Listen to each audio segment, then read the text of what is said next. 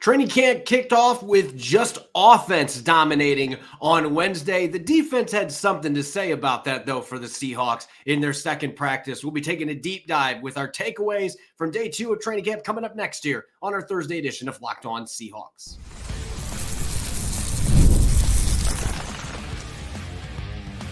You are Locked On Seahawks, your daily Seattle Seahawks podcast, part of the Locked On Podcast Network, your team every day. Greetings, 12. This is Corbin Smith, host of the Locked On Seahawks podcast, your daily Seahawks podcast, part of the Locked On Podcast Network, your team every day. Glad to be joined here on our Thursday episode by my co-host, Nick Lee, switching things up a little bit. Normally, we hook up on Blue Friday, but we decided to go a day earlier here because it's training camp week. A special thanks to all the 12s out there as always. Thanks for making Locked On Seahawks your first listen 5 days a week, whether you're listening from Spokane, Washington, or nearby in Sandpoint, Idaho. Thanks for supporting the podcast. We greatly appreciate it. Day 2 in the books for the Seahawks at the VMAC as they get rolling in training camp. And it was all about offense. Yesterday, we're going to be discussing how things change a little bit with the defense starting to get even and get a little bit of revenge in the second training camp practice. We're going to take our first roster reset of training camp. I know it's early, but cornerback already is starting to look like a spicy competition just a couple days into training camp. And so we're going to be putting together some tiers to see where things stand at cornerback, and going to be chatting with McClendon Curtis. Spoke with him at training camp today, the upstart guard tackle for the Seahawks offensive line, taking a look at where things stand playing for Scott Huff, playing multiple positions, and much more. This jam-packed episode brought your way by Game Time. Download the Game Time app, create an account, and use the code LOCKEDONNFL for $20 off your first purchase. Terms apply. Now for your lead story here on our Thursday edition of Locked On Seahawks.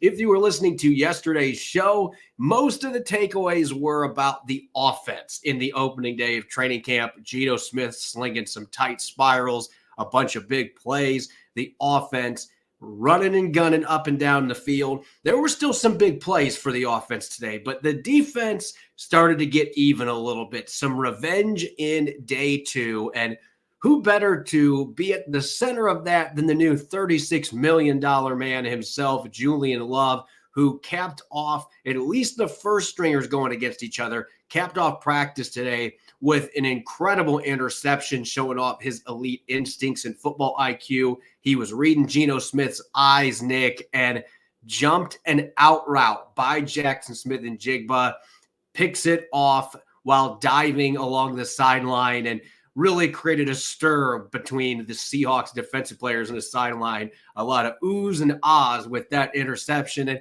maybe that's why now he's a $36 million man. Well, I mean, perhaps a man rejuvenated from, getting that contract and now really being the alpha safety in the room. That's got to be a bit of relief for him. I know he's a new father. I was in attendance for the Eagles game where he had 2 picks. What a great statement game that was for him there, and a game sealing pick, one of the more athletic and, defend every blade of grass kind of game for him. And that one that kind of led him to finishing strong to a Pro Bowl. So, yeah, it's nice to see the defense bounce back. You'd like, it's always the question: do you want the offense to dominate in training camp, or do you want you want some back and forth? Or it's hard to tell if one's really good or is one really bad. You always have this inner debate with yourself and your friends about with training camp you're hitting the same color. For now, I mean, they'll have some combined practices later, but it's really it's hard to gauge a ton with it's not full-fledged helmets rolling on the field kind of football quite yet, but it's still a lot of fun to see the guys with the Seahawks logo helmets flying around there and the defense to respond, because really what we want to see more of on the defense is playmaking, just being in the right spot, making those plays. Those dropped interceptions turn into interceptions. Those just hair missed tackles turn into tackles. You want to see that extra, 10% that seemed to be missing last year. And hopefully with Mike McDonald and today showing that that's going to change. Yeah, Love wasn't the only one that was picking off quarterbacks either. We had the interception by Love against Geno Smith. And then Sam Howell, this was a play. It was a totally different one in the sense that Julian Love on his interception, he was on this the entire time, jumped the route. Artie Burns, on the other hand, he did one of those good old-fashioned peel-offs off of the receiver that he was in coverage against. And he made a receiver-like interception, fully extended hands or arms, reaches out, snags the football. And it was a poorly underthrown ball by Sam Howell, too. So that certainly contributed. But he was trying to loft the ball downfield, underthrew it, and Artie Burns put himself in the perfect position to reach up and snag that football for what is the first pick of training camp. Then Julian Love gets number 2. So the defense getting some turnovers today, getting a few more hands on the football as well. Certainly encouraging. Let's go up to the trenches now on defense, because everybody wants to know which players are standing out that maybe are a surprise. And I'm not going to sit here and say that Derek Hall standing out is necessarily a surprise to me, because we know the athlete, we know the playmaking ability he showed at Auburn. It just didn't come together as a rookie a year ago. But Mike McDonald was gushing about him after practice, and for good reason. He has been getting into the backfield. He just looks like a different dude out there. He looks like the player we saw at Auburn with that relentless motor. And like McDonald said, his game always translates better when the pads come on. And so I'm really fired up to see what he's going to look like once we get to padded practices, because he got some reps the first team today. This is a guy that is really turning things on here early in camp. And maybe he is a player that stands to gain a lot from this coaching staff change, because it didn't necessarily feel like last year the coaching staff quite figured out how to get the most out of him as a rookie.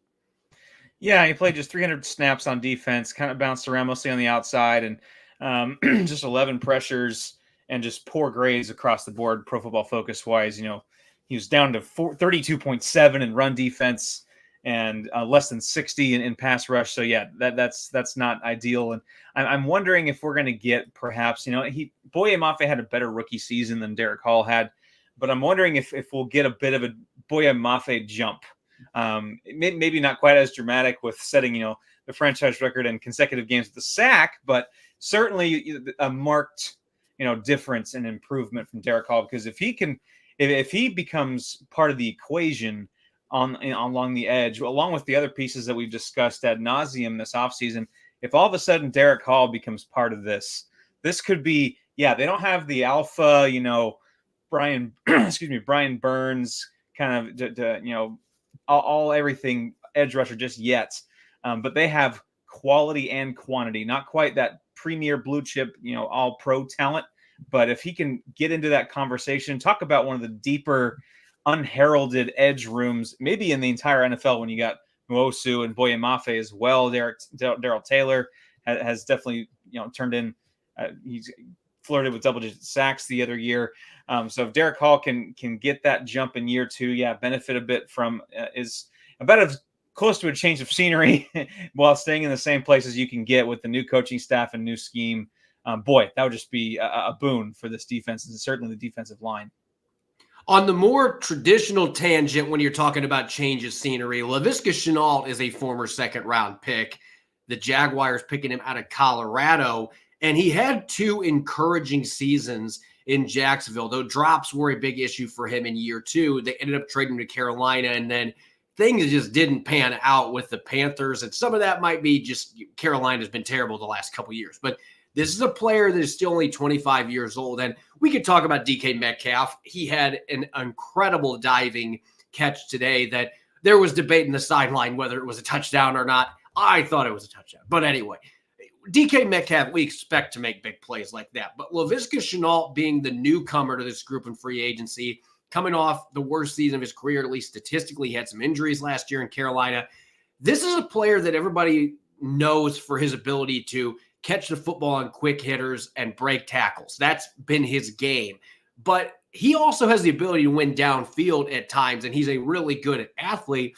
Had a really nice catch today on a corner route in the end zone, and it was Sam Howell's best throw so far in training camp. Dropped it right in the bucket over the defender, right into Shenault's hands.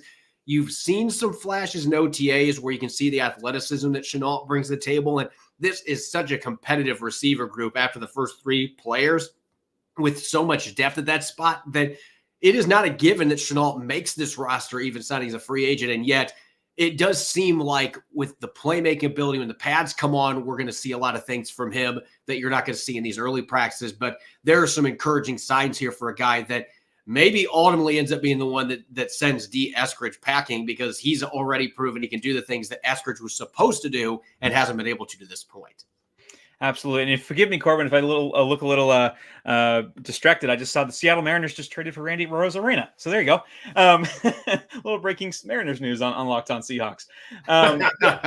Just talking about, Laviska Shenault with his role with the Panthers last 2 years could certainly be in his benefit with the return game.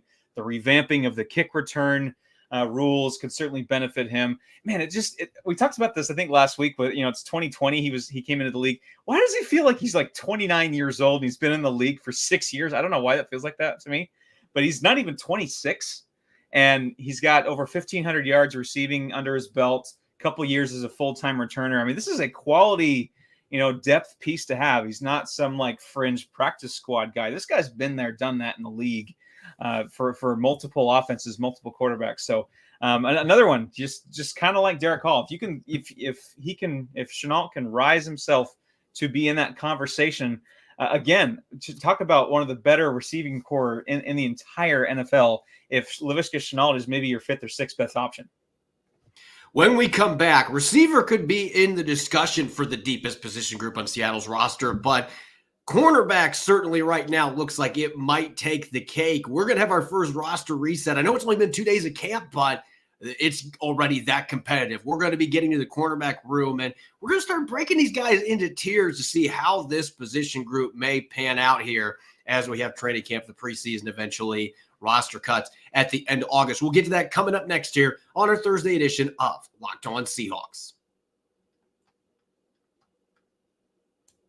This episode of Locked On Seahawks is brought your way by Game Time. You shouldn't have to skip a car payment when you buy tickets to your next big event. Game Time is the fast and easy way to buy tickets for all the sports, music, comedy, and theater near you. With killer last-minute deals, all-in prices, views from your seat, and their best price guarantee, Game Time takes the guesswork out of buying tickets. Back in early May, my wife and I got awesome lower bowl seats to see the metal gods themselves, Judas Priest, and we got to see Rob Halford and company for just $75 a ticket and enjoyed the chance to see an iconic band up close and personal without breaking the bank or breaking the law. Game Time has deals on tickets right up to the day of the event, and Game Time's guarantee means you'll always get the best price to write your own memories. If you find tickets in the same section in a row for less, Game Time will credit you 110% of the difference. Take the guesswork out of buying tickets with Game Time. Download the Game Time app, create an account, and use the code LOCKEDON for $20 off your first purchase. Terms apply. Again, create an account and redeem the code LOCKEDON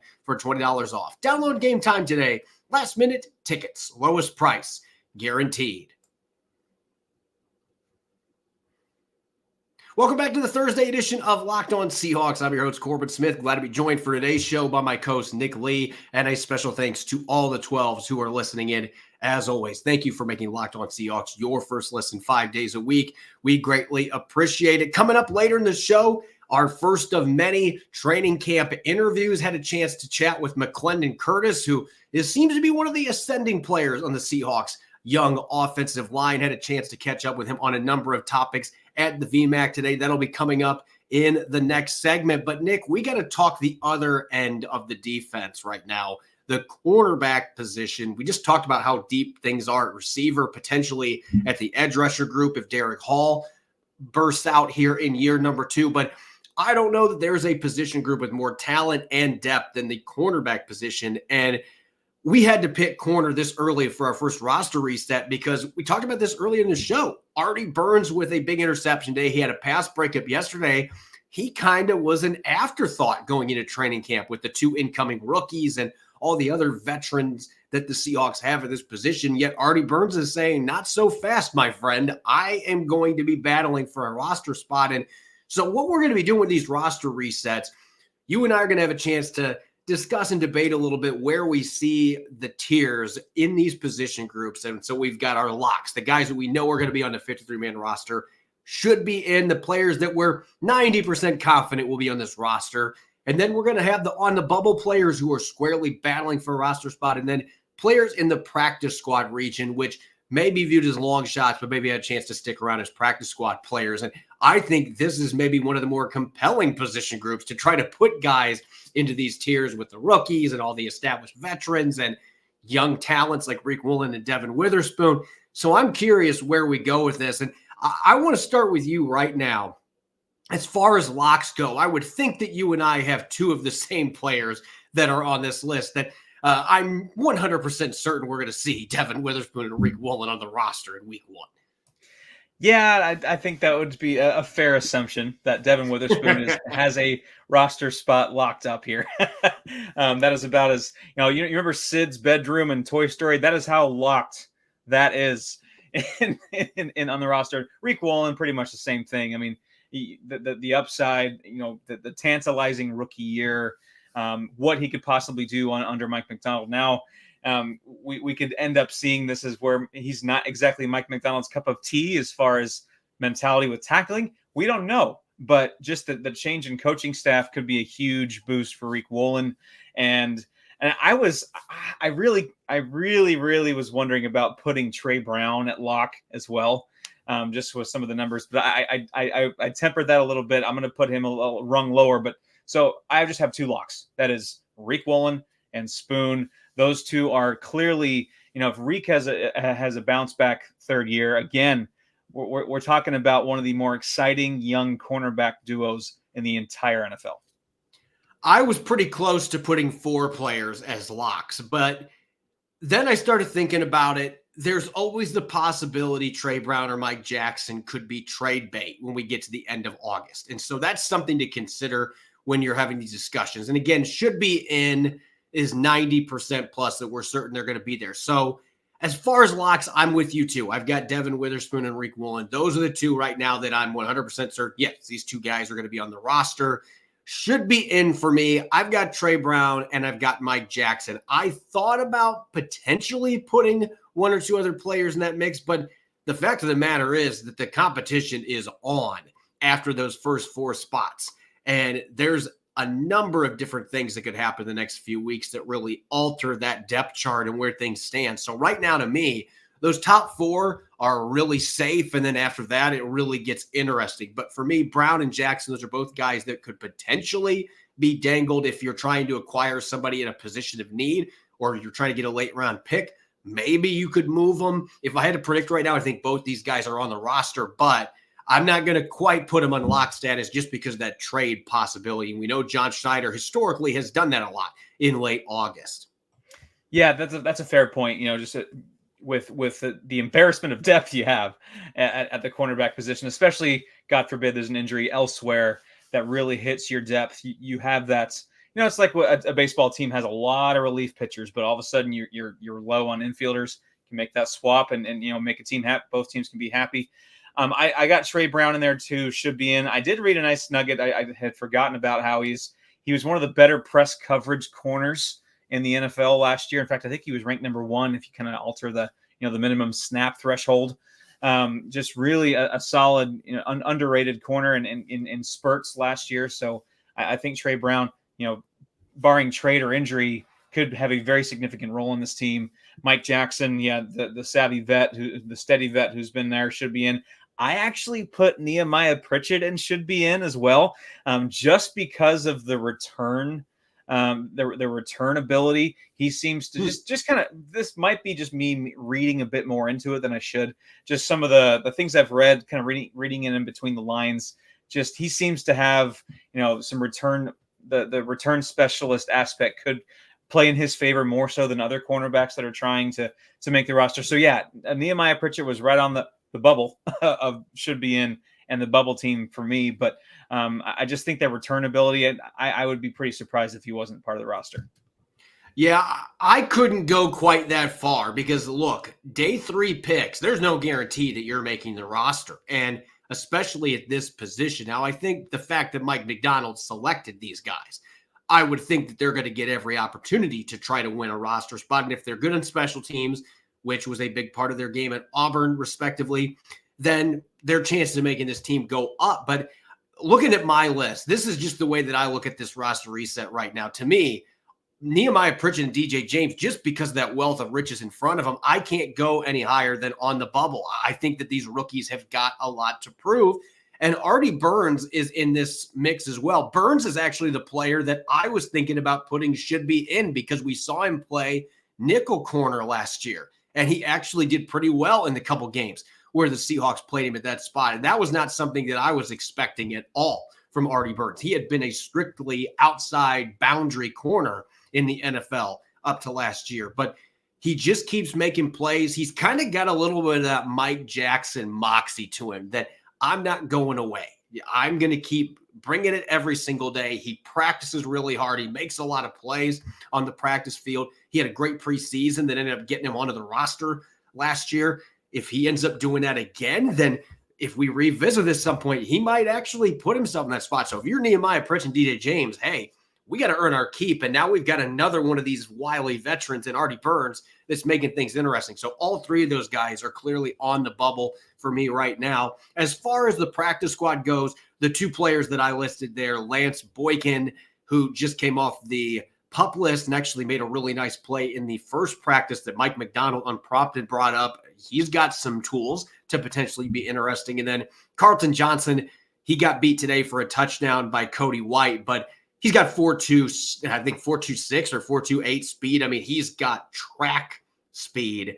Guys like that are going to get every opportunity to try to develop too. So I'm just going to say this right now. We don't have any true long shots here for making the roster in the practice squad, at least in my opinion. Yeah, I mean, Lance Boykin's got, had a solid, college career, team captain, East-West Shrine Bowl guy. Just one more thing on Artie Burns as well, on the bubble for me as well. The game against the Eagles that I went to, he was another guy that was like, oh yeah, Artie Burns has kind of been everywhere. He's making those plays. And sure enough, I was looking at his stats, and that actually was statistically, I believe, his best game of the season, and as a slot corner to boot. So yeah, the versatility he showed could come in handy there. Lance Boykin, you could probably make an argument that him and Carlton Johnson on a different team, maybe at a higher tier than practice squad. Maybe there's a team out there who is a bit more devoid of corner talent than the Seahawks, who they could be legitimately battling for a roster spot, or squarely in the mix for a 53-man spot. But with this talented group, they're going to be kind of pushed out, at least for now. I mean, God forbid again injury. The Seahawks could do a lot worse than those two in the practice squad. There's some absolute talent, like you mentioned, the speed of Carlton Johnson. So most talented, probably the most talented top to bottom room, and certainly on the defense. But maybe on the team, with the receiver, that's a good. What a fun two talented groups to have. The cornerbacks and the receivers in Seattle are the two most talented groups on the team. That's a lot of fun in practice. Yeah, it really is. I can tell you these first two practices, what a joy that it has been seeing these guys going against each other. When we come back for the third segment, I promise that Nick will be joining us, but McClendon Curtis, interesting that we will be, now we got Nick back here. So I was trying to figure out where Nick went, but anyway, up next, had a chance today earlier at training camp, before training camp practice number 2, to catch up with rising offensive lineman McClendon Curtis, who continues to get a lot of opportunities here early in training camp. Now he's playing some right tackle. He's playing right guard during OTAs and minicamp. Had a chance to chat with him about a number of different topics. We'll be getting to that coming up next here on our Thursday edition of Locked On Seahawks. This episode is brought your way by eBay Motors. Passion, drive, and patience is what brings home the winning trophy and also keeps your ride or die alive. eBay Motors has everything you need to maintain your vehicle and level it up to peak performance, whether it's superchargers, roof racks, exhaust kits, LED headlights, even steering wheel covers. Whatever you're into, whether it's speed, power, or style, eBay Motors has got you covered. With over 122 million parts for your number one ride or die, you'll always find exactly what you're looking for. And with eBay's Guaranteed Fit, your part is guaranteed to fit your ride every time or your money back. Because with eBay Motors, you're going to be burning rubber, not cash. With all the parts you need at the prices you want, it's easy to turn your car into the MVP and bring home that win. Keep your ride or die alive at ebaymotors.com. Eligible items only, exclusions apply. eBay guaranteed fit, only available to U.S. customers. Welcome back to our Thursday edition of Locked On Seahawks. We are in the heat of training camp now. I'm your host, Corbin Smith. Glad to be joined for today's show by my co-host, Nick Lee. And a special thanks to all the 12s out there. Thank you, as always, for making Locked On Seahawks your first listen 5 days a week. We greatly appreciate it. Now that training camp is officially here, as we've done every year for the last couple of seasons, one of the things that I always look forward to this time of year is the chance to chat with players in interviews at the VMAC. We get these great opportunities to get to know some of the younger players on this roster that maybe are a bit more of unheralded or unsung players on this roster. And one that I was very eager to talk with was McClendon Curtis, the second-year guard tackle, really can play everywhere except center. He's played both guard spots, played both tackle positions out of Chattanooga. One of the guys that I loved in the Senior Bowl a couple years ago. I made sure to let him know that today when I talked to him. But this is a guy, Nick, that really is an ascending player that is very much in the mix for a roster spot for the Seattle Seahawks. Yeah, like we've mentioned with the situation at right tackle, that's become a situation with a capital S and with some maybe italics. I don't know. And so certainly he is. You always love players and stories like this as training camp comes along and you get to know them a bit more, and especially if they really stick and rise and become part of this team. You're like, oh yeah, I remember. He was kind of just a guy in training camp. And he kind of got some momentum, and sometimes all a guy needs is the right coach and the right opportunity, and then he rises to the occasion. And so McClendon Curtis, I think that's could be happening here. And where injury comes, unfortunately, there also comes opportunity. And for McClendon Curtis, that could absolutely be the case. And even if there wasn't an injury to Abe Lucas, he was still making kind of headlines amongst at least the coaching staff and those that are watching, paying attention in practice and in off-season workouts, because some of the interior line isn't exactly settled either. So he certainly has a golden opportunity here. Yeah, and it was a fun interview. I can tell you that this guy, he is one of the nicest players on the Seahawks roster till the pads come on. I have a feeling that it's going to be a little different when he's starting to hit defensive players on the practice field. Take a listen. Make sure to turn your volume up a little bit. We were in the hallway in the VMAC, and sometimes the sound doesn't necessarily carry very well. So make sure to turn your volume up and take a listen to this fun interview that I had today at the VMAC with young offensive lineman McClendon Curtis. I've been looking forward to this, man. I get to watch you when you were playing in Mobile at the Senior Bowl a couple years ago, and I was hoping the Seahawks were going to draft you. Really excited when Seattle picked you up last year. What was that process like for you being with, I believe, the Raiders? Yeah, you worked the Raiders, and then Seattle picks you up after week one. What was that like coming out here to Seattle? And I'm assuming that was a whirlwind for you. Yeah, it was. We weren't in, as a team, I was with the Raiders, and we were on the East Coast. And the day before we practiced, Pete called me and was like, do you want to come to Seattle and be on an active roster? And my agent had called me before. I thought I was getting let go from the Raiders at first, but I was like, yeah, for sure. Seattle was one of my favorite teams growing up, and also just being a fan, especially around that Super Bowl time. That was my team. How much conversation did you have with them during the pre-draft process? Because Senior Bowl has been huge for the Seahawks. Yeah. Ever since John Schneider's been here, that's been where they've drafted a ton of their guys. How much pre-draft correspondence did you have with them? I had my, of course, like how everybody else does, those interviews with them. It seemed like, it could be a possible thing, but at the end of the day, you never know. I'm just happy to be here now, You know what I'm saying?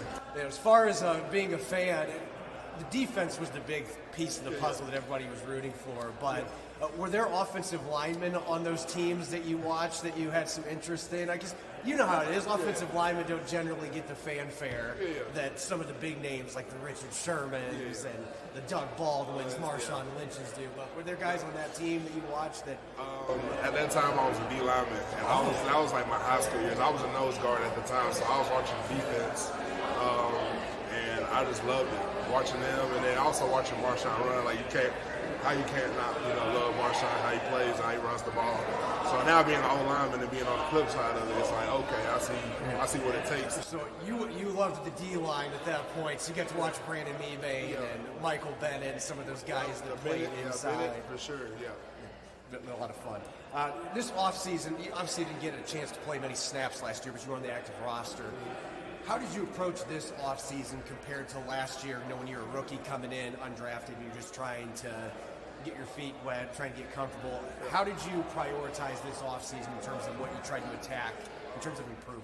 Just be available, work on things, learn as much as you can, being able to move around anywhere I can to help out, learn new things, don't be uncomfortable, be comfortable with being uncomfortable. So stuff like that, working hard, obviously, trying to make sure my body and my bones and all that stuff are as good as possible. So that's how I feel like it had more of a routine. That's the biggest thing, routine. What's it been like playing for Scott Huff so far? Obviously, came here with a very decorated college resume, but what's it been like so far to play for him? It's been fun. He's a guy that brings the energy to the room. We definitely enjoy it. He's definitely taught me a lot as far as how I can be just take into a spot at tackle or just throwing me around and trusting me. And also he teaches a lot. So I love that he teaches us a lot of things going on with amongst the offensive line.